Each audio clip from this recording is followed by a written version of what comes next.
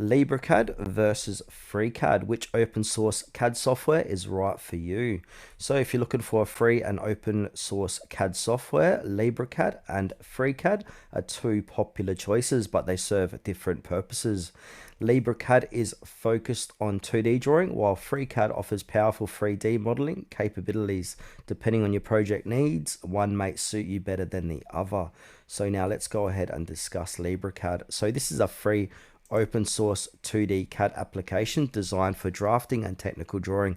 It's a great alternative to AutoCAD for simple 2D plans, schematics, and blueprints. LibreCAD supports many file formats, including DXF, and provides a straightforward interface ideal for beginners or users focused solely on 2D design. Pros: completely free and open source, lightweight and easy to learn, good for 2D drafting and technical drawings, and also cross-platform, so Windows, Mac OS, and Linux.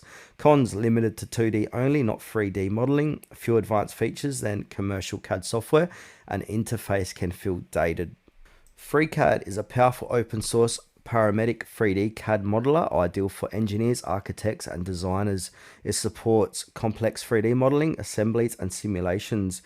Its parametric nature means you can easily modify designs by adjusting parameters. FreeCAD is extensive via Python scripting and has a large active community. Let's talk about the pros. So this is fully featured 3D parametric modeling, supports multiple CAD formats, STEP, IGES, and STL, extensible with Python scripting, cross-platform with frequent updates. Setbacks: steeper learning curve for beginners, can be resource intensive for larger models, and the interface is complex and less polished than commercial alternatives.